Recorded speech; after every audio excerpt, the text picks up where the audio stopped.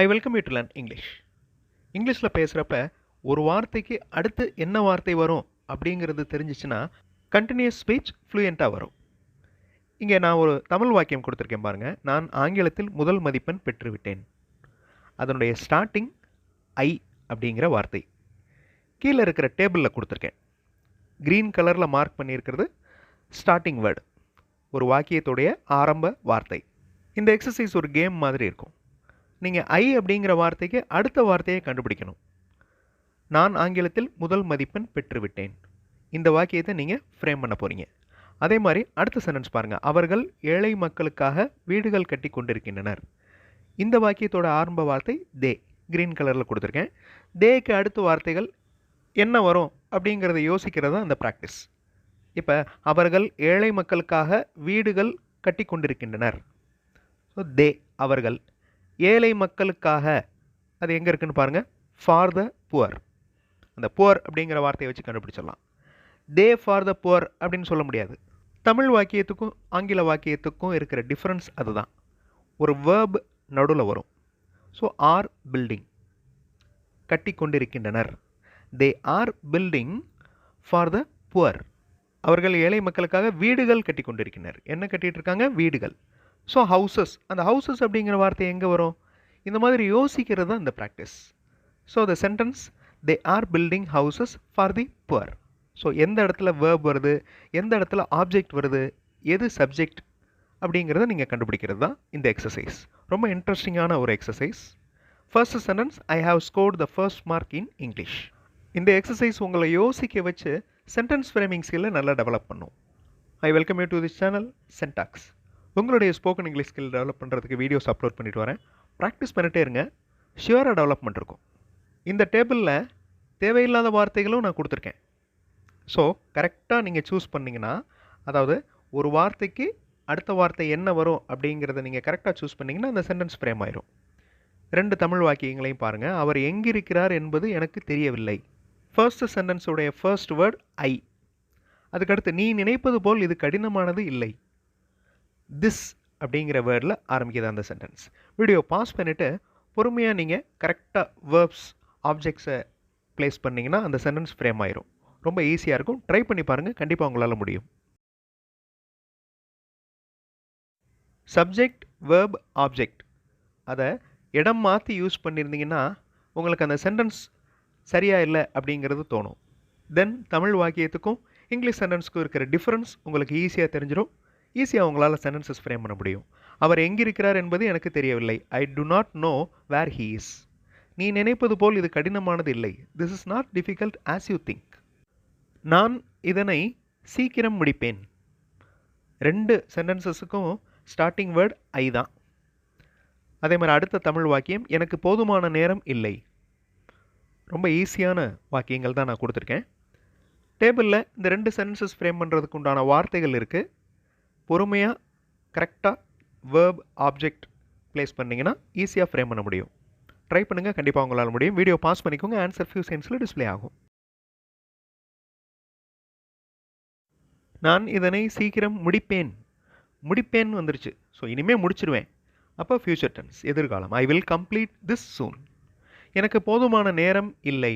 I do not have enough time.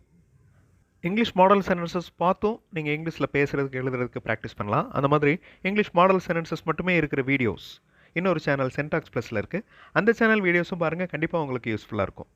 Again video pause பண்ணிவிட்டு இந்த 2 தமிழ் வாக்கியங்கள், தமிழில் இருக்கிற கேள்விகளை நீங்கள் ஃப்ரேம் பண்ண போகிறீங்க. ஸோ கொஸ்டின் வேர்டில் ஆரம்பிக்குது இந்த வாக்கியம். அவர்கள் ஏன் போய் கொண்டிருக்கிறார்கள்? நீங்கள் எப்படி அங்கே போனீங்க? Why, how. இந்த க்ரீன் கலரில் மார்க் பண்ணியிருக்கிற question words, starting words. Video pause பண்ணிவிட்டு பொறுமையாக கரெக்டாக செலக்ட் பண்ணிங்கன்னா சென்டென்ஸ் ஃப்ரேம் ஆயிரும். வீடியோ பாஸ் பண்ணிக்கோங்க. ஆன்சர் ஃபியூ செகண்ட்ஸில் டிஸ்பிளே ஆகும். ட்ரை பண்ணி பார்த்தா தான் எந்த இடத்துல நம்மளுக்கு ஸ்ட்ரக் ஆகுது, எந்த இடத்துல வார்த்தை தெரியாமல் அந்த சென்டென்ஸை ஃப்ரேம் பண்ண முடியல அப்படிங்கிறது தெரியும். ஸோ ட்ரை பண்ணால் மட்டும்தான் அது தெரியும். ஸோ ட்ரை பண்ணுங்கள், கண்டிப்பாக உங்களால் முடியும். அவர்கள் ஏன் போய் கொண்டிருக்கிறார்கள்? அந்த போய்கிட்டு இருக்கிற நிகழ்வு நடந்துக்கிட்டு இருக்கு. அப்போ present continuous tense. Why are they going? நீங்கள் எப்படி அங்கே போனீங்க? போனீங்க அப்படிங்கிறது பாஸ்ட் டென்ஸ். கடந்த காலம். How did you go there? இந்த did ஃபாலோ பண்ணுற verb ப்ரெசன்ட் ஃபார்மில் இருக்குது பாருங்கள், go. How did you go there? Why are they going? அவர்கள் ஏன் போய் கொண்டிருக்கிறார்கள்? இது ப்ரெசன்ட் கண்டினியூஸ் டென்ஸ். அவர் ஒரு மாணவர் என்று எனக்கு தெரியும். ஐ அப்படிங்கிற வார்த்தையில் இந்த சென்டென்ஸ் ஆரம்பிக்குது. உனக்கு இது சுலபம் என்று தெரியாதா? டோன்ட் அப்படிங்கிற வார்த்தையில் ஆரம்பிக்குது. ஸோ வீடியோ பாஸ் பண்ணிவிட்டு அடுத்தடுத்த வார்த்தைகள் என்னென்ன வரும் அப்படிங்கிறத கண்டுபிடிங்க. ஆன்சர் ஃபியூ செகண்ட்ஸில் டிஸ்பிளே ஆகும். ட்ரை பண்ணுங்கள், ஷியூராக உங்களால் முடியும். அவர் ஒரு மாணவர் என்று எனக்கு தெரியும். I know that he is a student. That அப்படிங்கிறது ஒரு கன்ஜங்ஷன், இணைப்பு சொல். ஐ நோ அப்படிங்கிறது ஒரு வாக்கியம், ஹீ இஸ் அ ஸ்டூடெண்ட் அப்படிங்கிறது இன்னொரு வாக்கியம். ரெண்டு வாக்கியங்களையும் சேர்க்குது. Don't you know this is easy? இது உனக்கு ஈஸின்னு தெரியாதா? Don't you know this is easy? Difficulty லெவலில் கொஞ்சம் இன்க்ரீஸ் பண்ணியிருக்கேன். இங்கே நான் 3 வாக்கியங்கள் கொடுத்துருக்கேன். நீங்கள் விரைவாக வந்தால் நாம் போக முடியும். இந்த பயிற்சி அந்த பாடத்தை விட சுலபமாக இருக்கிறது.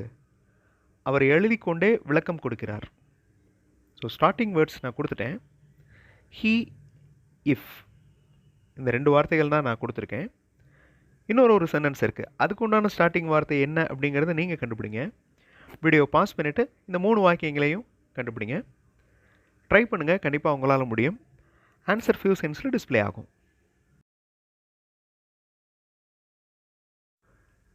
ஃபர்ஸ்ட் சப்ஜெக்ட், அதை ஃபாலோ பண்ணுற வேர்பை நீங்கள் கண்டுபிடிச்சிட்டிங்கனாலே மீதி இருக்கிற சென்டென்ஸை ஈஸியாக ஃப்ரேம் பண்ணிட முடியும். ஸோ தமிழ் வாக்கியத்தில் வேர்ப் வேறு வேறு இடங்களில் வரும்.